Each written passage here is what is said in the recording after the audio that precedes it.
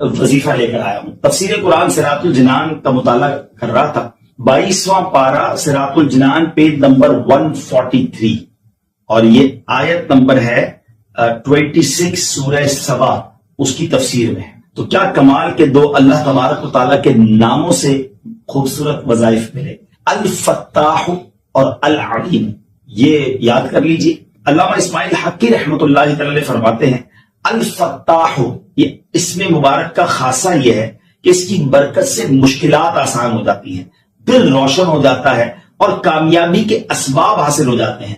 نماز فجر کے بعد جس نے سینے پر ہاتھ رکھ کر 71 ٹائمز اس اسم کو یعنی یا فتاح یہ پڑھا تو اس کا دل پاک اور منور ہو جائے گا، اس کا کام آسان ہو جائے گا اور اس کی برکت سے رزق میں بھی وسعت ہوگی. اور دوسرا ہے العلیم، اس اسم مبارک کا خاصہ یہ ہے کہ اس کا ورد کرتے رہنے والے کو علم اور معرفت حاصل ہوگی. یہ بھی پڑھتے رہا کریں العلیم العلیم العلیم. اللہ تعالیٰ مجھے اور آپ کو اپنے ناموں کا اور اپنا ذکر کرنے کی توفیق عطا فرمائے. حضرت انس رضی اللہ تعالیٰ عنہ نبی پاک صلی اللہ تعالی علیہ وسلم سے روایت کرتے ہیں کہ آپ علیہ الصلوۃ والسلام نے ارشاد فرمایا ما من عبدین متحابین فی اللہ یستقبل احدہما صاحبہ فیصافحہ ویصلی علی النبی صلی اللہ علیہ وسلم الا لم يتفرق حتى تغفر ذنوبهما ما تقدم منها وما تأخر. سبحان اللہ. اللہ عز و جل کی خاطر محبت کرنے والے دو مسلمان آپس میں ملتے ہیں اور باہم مصافحہ کرتے ہیں اور نبی کریم علیہ الصلوۃ والسلام پر درود بھیجتے ہیں تو اللہ عز و جل ان کے جدا ہونے سے پہلے اگلے پچھلے گناہ معاف کر دیتا ہے. سبحان اللہ سبحان اللہ. ہم روزانہ ہی شاید بہت سارے لوگوں سے ملتے ہیں. اگر یہ وظیفہ یہ انداز اختیار کر لیں کہ محبت کرنے والے پیار سے محبت سے ملنے والے دو مسلمان جب آپس میں ملیں بھائی چارگی کے ساتھ تو سلام کرنے کے بعد مصافحہ کریں اور پیارے آقا علیہ الصلوۃ والسلام پر درود پاک پڑھیں. سبحان اللہ. کتنی دیر لگتی ہے مگر اب دونوں کے ہاتھ جدا ہونے سے پہلے اللہ تعالیٰ دونوں کے اگلے پچھلے گناہ معاف فرما دیتا ہے. پھر کیوں نہ ہم درود پاک کی کثرت کریں اور پھر کیوں نہ کہیں ہر درد کی دوا ہے صلی علی محمد. سبحان اللہ. اب ایک اور شاندار حدیث پاک سنیے. حضرت سیدنا انس بن مالک رضی اللہ تعالیٰ عنہ فرماتے ہیں رسول اللہ صلی اللہ تعالی علیہ وسلم نے ارشاد فرمایا من صلی علی صلاۃ واحدۃ صلی اللہ علیہ عشرا ومن صلی علی عشرا صلی اللہ علیہ مئۃ. آقا علیہ الصلوۃ والسلام نے فرمایا جس نے مجھ پر ایک مرتبہ درود بھیجا اللہ عز و جل اس پر 10 مرتبہ رحمت نازل فرمائے گا اور جس نے مجھ پر 10 مرتبہ درود بھیجا اس پر اللہ عز و جل 100 مرتبہ رحمت نازل فرمائے گا. پھر آگے فرماتے میرے آقا ومن صلی علی مئۃ کتب اللہ بین عینیہ براءۃ من النفاق وبراءۃ من النار واسکنہ اللہ یوم القیامہ مع الشہداء. آقا فرماتے جس نے مجھ پر 100 مرتبہ درود پاک پڑھا، ایک درود پر 10 رحمتیں، 10 درود پر 100 رحمتیں، مگر 100 بار درود پاک پڑھنے والے کو انعام کیا فرمایا جس نے مجھ پر 100 مرتبہ درود بھیجا اللہ عز و جل اس کی آنکھوں کے درمیان منافقت اور جہنم سے آزادی کا پروانہ لکھ دے گا اور قیامت کے دن اسے شہداء کے ساتھ اٹھائے گا. سبحان اللہ سبحان اللہ سبحان اللہ. ناظرین ذرا غور تو کیجئے کہ 100 مرتبہ درود پاک پڑھنے میں وقت ہی کتنا لگتا ہے. الصلاۃ والسلام علیک یا رسول اللہ. تسبیح لیجئے، پڑھنا شروع کیجئے، شاید 10 منٹ میں آپ پڑھ لیں گے. صلی اللہ تعالی علی محمد صلی اللہ علیہ وسلم 10-12 منٹ میں 100 کا عدد پورا ہو جاتا ہے. انعام کیا ہے؟ دونوں آنکھوں کے درمیان یہ لکھ دیا جائے گا کہ یہ بندہ منافقت اور دوزخ کی آگ سے بنی ہے. یہ بندہ جو ہے یہ اس کے بارے میں فرمائے کہ یہ اس کو اللہ تعالیٰ قیامت کے دن شہداء کے ساتھ اٹھائے گا. کیوں نہ درود پاک پڑھیں گے، دنیا میں بھی کام آنے والا ہے. پچھلی حدیث میں ہم نے سنا کہ اس بندے کے اگلے ہاتھ ملائیں تو اگلے پچھلے گناہ معاف ہو جائیں اگر درود پاک پڑھ لیں مصافحہ سلام کرنے کے بعد. اور دوسری حدیث ہم سن رہے ہیں کہ جہنم سے آزادی، منافقت سے براءت اور شہیدوں کے ساتھ قیامت کے دن اٹھنا نصیب ہوگا. کتنے بڑے بڑے انعام ہیں، ہم سنتے جا رہے ہیں اور ایمان تازہ ہوتا چلا جا رہا ہے. سبحان اللہ. بی بی عائشہ صدیقہ رضی اللہ تعالیٰ عنہ سے مروی ہے کہ نبی پاک علیہ الصلوۃ والسلام نے ارشاد فرمایا جب کوئی بندہ مجھ پر درود پڑھتا تو فرشتہ اس درود کو لے کر اوپر جاتا ہے اور اللہ عز و جل کی بارگاہ میں پہنچاتا ہے. اللہ عز و جل فرماتا ہے اس درود پاک کو میرے بندے کی قبر میں لے جاؤ. یہ درود اپنے پڑھنے والے کے لیے استغفار کرتا رہے گا اور اس بندہ خاص کی آنکھیں اسے دیکھ کر ٹھنڈی ہوتی رہیں گی. سبحان اللہ. قبر میں بھی کام آئے گا. دنیا میں پڑھا ہوا درود قبر میں راحت کا باعث بنے گا. ایک ایسا غلام کہ جس نے نبی پاک کو تلاش کیا تو کس اسٹرگل کے ساتھ تلاش کیا. آقا علیہ الصلوۃ والسلام کی تلاش میں کس طرح وہ مارے مارے پھرتے رہے اور جذبہ کیسا تھا کہ اپنے آپ کو بھی بیچ دیا.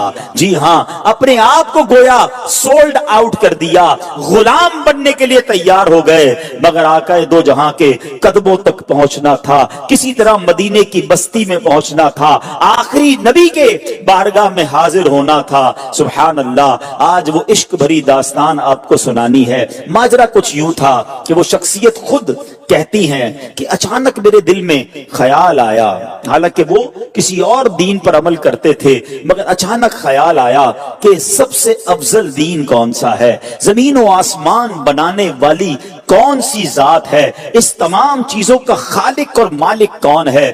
وہ کہتے ہیں کہ میں اس زمانے میں ایک راہب تھے، میں تلاش کر کے ان کے پاس پہنچا اور ان سے کہا کہ ذرا یہ تو بتائیے اس پوری دنیا میں سب سے افضل دین کون سا ہے. تو وہ راہب کو کہتے ہیں کہ تجھے یہ اچانک بات کہاں سے سوچ گئی؟ تو کہتے ہیں نہیں، میں یہ جاننا چاہتا ہوں کہ زمین و آسمان کا مالک کون ہے، سب سے افضل دین کون سا ہے. تو اس نے کہا کہ پھر ایسا کرو، اگر اس سوال کا جواب چاہیے تو موصل میں، یہ عراق کا ایک علاقہ ہے، وہاں ایک راہب ہے، اس سے بڑا کوئی عالم نہیں ہے، تم ان کے پاس جاؤ، وہ شاید تمہاری رہنمائی کریں. ٹریول کر کے وہ کہتے ہیں میں ان کے پاس پہنچا، ان کے پاس میں رہا اور ان کے ساتھ میں عبادت کرنے لگا. وہ دن کو روزہ رکھتے تھے، رات کو عبادت کرتے تھے، میں بھی بالکل انہی کی طرح عمل کرنے لگ گیا. 3 سال ان کے پاس ٹھہرا رہا. اب ان کے وصال کا وقت قریب آ گیا. میں نے کہا آپ تو دنیا سے جا رہے ہیں، مجھے بتائیں اب میں کدھر جاؤں؟ کہتے ہیں مشرق میں تو کسی ایسے شخص کو نہیں جانتا جو اس دین کا کاربند ہو جس پر میں عمل کرتا ہوں. ہاں البتہ جزیرہ عرب کے پاس ایک راہب ہے، اس کے پاس چلے جاؤ اور اسے میرا سلام کہنا. آپ فرماتے میں اس عالم کے پاس چلا آیا، اس کے انتقال تک اس کے ساتھ رہا. اب جب اس کی وفات کی خبر ہوئی تو اب 3 سال کے بعد میں نے کہا اب مجھے آپ کس کے پاس جانے دیتے ہیں، آپ کی انتقال کا وقت قریب آ گیا ہے. وہ کہتے ہیں میں پوری دنیا میں اور کسی کو تو نہیں جانتا، البتہ اموریا میں ایک بڑی عمر کا عالم ہے، پتہ نہیں تم اس سے مل بھی سکو گے کہ نہیں. بہرحال وہ کہتے ہیں اس راہب کا انتقال ہوا، میں اموریا کا سفر کیا. حق کی تلاش ہے، دین حق کی تلاش ہے، خالق و مالک کی تلاش ہے. ایک شہر سے دوسرے شہر کا سفر ہے. اب وہ اموریا پہنچتے ہیں، وہاں بھی کچھ عرصہ رہا. اب ان کے انتقال کا وقت بھی قریب آ گیا. کہتا ہے اب آپ مجھے کس کے پاس بھیجتے ہیں؟ وہ کہتے ہیں اب دنیا میں میرے علم کے مطابق کوئی ایسا عالم نہیں جو حق پر ہو، البتہ ایک زمانہ قریب آتا جا رہا ہے جب حضرت ابراہیم علیہ السلام کی آل میں ایک شخص پیدا ہوگا. کئی 100 سال باقی ہیں، تم اس کو نہیں پا سکو گے، لیکن دیکھو اس کے علاوہ کسی اور کے پاس مت جانا. اگر تم وہ زمانہ پالو تو پھر تم ان کو ضرور ان کا ساتھ دینا، وہ حق پر ہوں گے. اور سنو اس شخصیت کی نشانی یہ ہے، انہی کی قوم کے لوگ انہیں ساحر کہیں گے، معاذ اللہ جادوگر کہیں گے، مجنون کہیں گے، کاہن کہیں گے. اور دیکھو ان کی ایک نشانی اور ہے، ہدیہ دو گے نا تو تناول کر لیں گے، صدقہ دو گے تو وہ اس میں سے کچھ نہیں کھائیں گے. اور سنو ان کے دونوں کاندھوں کے درمیان، دونوں شانوں کے درمیان مہر نبوت بھی جگمگا رہی ہوگی. میرے آقا کی بھی کیا شان ہے، ابھی دنیا میں ظاہری آئے نہیں ہے، زمانہ پہلے ہی دیوانہ ہے. شاعر کہتا ہے نا ایک میں ہی نہیں ان پر قربان زمانہ ہے جو رب دو عالم کا محبوب یگانہ ہے. آقا کا پتہ بتا دیا مگر کب آئیں گے کدھر آئیں گے کہتے کچھ پتا نہ تھا. اب وہ شخصیت کہتے ہیں کہ میں انتظار کرتا رہا. آخر ایک بستی کی طرف ایک قافلہ جا رہا ہے. عرب کی ایک وادی ہے, کھجوروں کی وادی ہے. یاد رہے ابھی لفظ مدینہ اس شہر کو مدینہ کہا نہیں جاتا تھا, اس کے پہلے کئی اور نام تھے. کہتے قافلہ جا رہا تھا. میں نے ان سے پوچھا تم لوگ کون ہو؟ وہ کہنے لگے ہم اس بستی کی طرف جا رہے ہیں جس بستی کا اشارہ اس راہب نے دیا تھا. آسان لفظوں میں سمجھ لو وہ قافلہ مدینے کو جا رہا تھا. کہتے ہیں کہ ہم وہاں تجارت کرنے کے لیے جا رہے ہیں. ہم وہاں تجارت کرتے تھے لیکن وہاں آل ابراہیم میں سے ایک شخص پیدا ہوا ہے. اس کی قوم اس کے قتل کے در پہ ہے جس کی وجہ سے وہ ہجرت کر کے ہمارے شہر میں آ گیا ہے. ہمیں ڈر ہے کہ کہیں وہ ہماری تجارت کو روک نہ دے.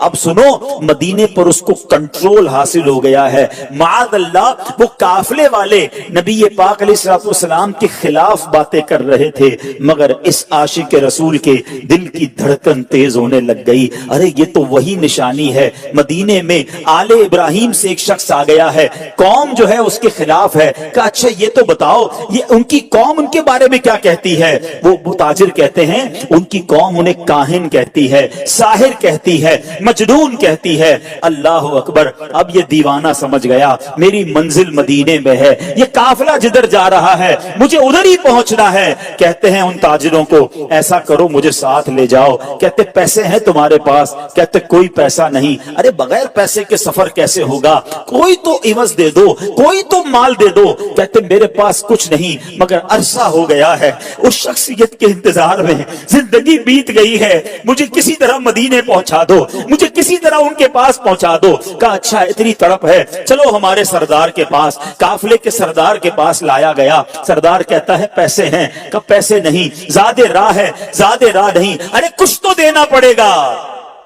کہ میرے پاس اور تو کچھ نہیں ہے, ایسا کرو مجھے ہی خرید لو, مجھے غلام بنا لو, تمہاری خدمت کرتا رہوں گا, کسی طرح مدینے لے جاؤ. سنو میرے پیارے اسلامی بھائیوں, صدیوں پرانی داستان ہے. ایک دیوانہ آقا کی یاد میں تڑپ رہا ہے, انہیں دنیا کے کونے کونے میں تلاش کر رہا ہے. اب تاجر کہتے چلو تمہیں غلام بناتے ہیں. ایک بار نہیں, دو بار نہیں, بتایا جاتا ہے شہر مدینہ تک پہنچتے پہنچتے یہ دیوانہ 10 بار بکتا گیا.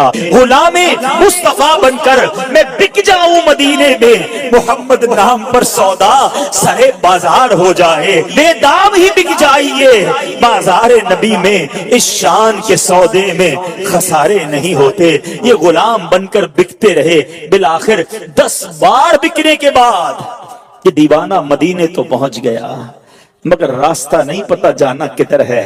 اچھا یہ جو شخصیت ہے نا ان کی زبان بھی عربی نہیں تھی, کوئی اس پورے شہر میں ان کی زبان جانتا ہی نہیں تھا.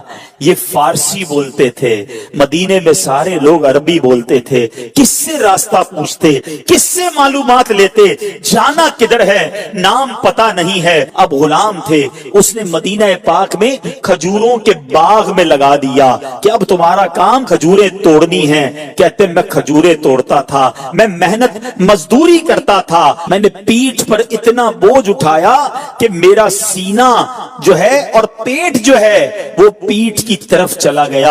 بس مزدور بنا ہوا تھا, انتظار تھا نبی آخر الزمان کا, کبھی تو دیدار ہوگا, کبھی تو ان کا جلوہ دیکھوں گا, کبھی تو ان کی غلامی اختیار کروں گا. مگر لوگ قریب سے گزرتے تھے, میری زبان ہی کوئی نہیں سمجھتا تھا. کہتے اب ایک دن ایک بوڑھی خاتون آئی, میں نے اس سے بات کی, وہ میری بات سمجھ گئی اور اس نے کہا کہ میں نے اس سے عرض کی کہ ماں جی مجھے بتا دو وہ شخصیت کہاں ہے جو نیا دین لے کر آئے ہیں, جو حضرت ابراہیم کی اولاد میں سے ہیں, جو اللہ وحدہ لا شریک کی طرف بلاتے ہیں, مجھے ان کا پتہ بتا دو. اب وہ کہتی ہیں کہ صبح سویرے نماز فجر کے بعد دن کے ابتدائی حصے میں وہ قریب سے گزریں گے. اللہ اکبر. اس دیوانے کی رات کیسے بسر ہوئی ہوگی, وہ رات کیسے گزری ہوگی. ساری رات دل کی دھڑکن تیز چلتی رہی کہ اب नबी पाक अलैहिस्सलाम का दीदार होगा। शब हिज्र की सख्तियां कोई उससे जाकर पूछे, तेरी राह तकते तकते जिसे सुबह हो गई है, सारी रात जलवाए जाना का तसव्वुर है। कैसी शख्सियत होगी, चेहरा कैसा होगा, मुस्कुराहट कैसी होगी, अल्लाह के हबीब दिखते कैसे होंगे, मैं उनका गुलाम बनूंगा, क्या मुझे कबूल भी फरमाएंगे कि नहीं। वो रात गुजर गई और जब सुबह होती है तो प्यारे आका अलैहिस्सलाम करीब से गुजरते हैं, फौरन खजूरों का एक छोटा सा हिस्सा लेकर आका की बारगाह में जाते हैं। कहते हैं हुजूर आपके लिए तोहफा लाया हूं। इरशाद हुआ बताओ क्या ये सदका है। कहते हैं जी हुजूर सदका है। आका ने साहबा से कहा आप सब खा लें। नबी पाक ने तनावुल नहीं फरमाया। पहली निशानी कंफर्म हो गई। दोबारा गया एक और खजूरों का थाल लेकर, कहा हुजूर ये लाया हूं। कहा सदका है। कहा नहीं हुजूर हदिया है, तोहफा है। आका अलैहिस्सलाम ने खुद भी खाया, खुद भी तनावुल फरमाया, अपने सहाबा में भी तकसीम किया। दूसरी निशानी पूरी हो गई। अब दिल बेताब है कि मोहरे नबुव्वत देखनी है। राहिब ने बताया था कि दोनों कांधों के दरमियान एक बड़ी खूबसूरत सी मोहरे नबुव्वत, हदीस की किताबों में लिखा है कबूतर के अंडे की तरह नबी पाक की पीठ मुबारक पर दोनों शानों के दरमियान मोहरे नबुव्वत थी। अब आका अलैहिस्सलाम दो चादरें पहना करते थे, चादर पहनी हुई है। अब वो शख्सियत कहते कभी मैं दाईं जाकर देखने की कोशिश करता, चादर थी इसलिए देख नहीं पाता था। अल्लाह अकबर, नबी पाक मेरी तरफ देखकर मुस्कुराए। आका ने समझ लिया कि मैं क्या देखना चाहता हूं। नबी पाक ने अपनी मुबारक चादर उतारी, कहा जो ढूंढ रहे हो, जो देखना चाहते हो आओ देख लो। वो दीवाना कहता है मैं दौड़ता हुआ गया, मोहरे नबूवत देखी और नबी पाक की पीठ से लिपट गया, चूमने लग गया। हुजूर आपकी तलाश में मारा फिर रहा हूं, बहुत अरसा हो गया है हुजूर, बहुत देर से आपको तलाश कर रहा हूं। आका आपके कदमों में आ गया हूं, अपनी गुलामी में कबूल फरमा लीजिए। अल्लाह अकबर, नबी पाक अलैहिस्सलाम ने उन्हें अपनी गुलामी में कबूल फरमाया। कलमा पढ़कर दामन मुस्तफा से वाबस्ता हो गए। सुनो वो कौन थे जो इतनी तलाश के बाद पहुंचे, जो इतने अरसे के बाद नबी पाक के कदमों में पहुंचे। वो कोई और नहीं, वो हजरत सलमान फारसी रज़ी अल्लाह ताला अन्हु है।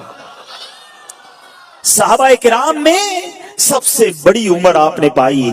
एक रिवायत के मुताबिक 250 साल आपकी जो है वो उम्र मुबारक थी और बड़ी तलाश के बाद नबी पाक के पास पहुंचे। अब सुनो, अब नबी पाक को जब पूरी दास्तान सुनाई कि आका कैसे पहुंचा हूं, गिर पड़ के पहुंचा हूं हुजूर, गुलाम बन गया हूं, बिक गया हूं आप तक पहुंचते पहुंचते, मगर मेरे आका तो करीम है ना, तुम उसके मददगार हो, तुम उसके तरफदार, जो तुमको निकम्मे से निकम्मा नजर आए, लगाते हो उसको भी सीने से आका, जो होता नहीं मुंह लगाने के काबिल। आका फरमाते मैं तुम्हें खरीदूंगा, जाओ अपने आका से पूछ कर आओ क्या डिमांड करता है, तुम्हें आजाद करने की कीमत क्या है। अब वो क्या कहता है, 300 दरख्त खजूरों के लगाए, फलदार दरख्त, और 40 औकिया सोना, ये मिलेगा तो तुम्हें आजाद करूंगा। ये बहुत बड़ी कीमत है। और याद रहे खजूर का दरख्त फौरन लगाते ही फल नहीं देता, बाज़ औक़ात 3 साल, बाज़ औक़ात 5 साल में फल देता है। अल्लाह अकबर, नबी पाक अलैहिस्सलाम ने फरमाया कि अब मैं खुद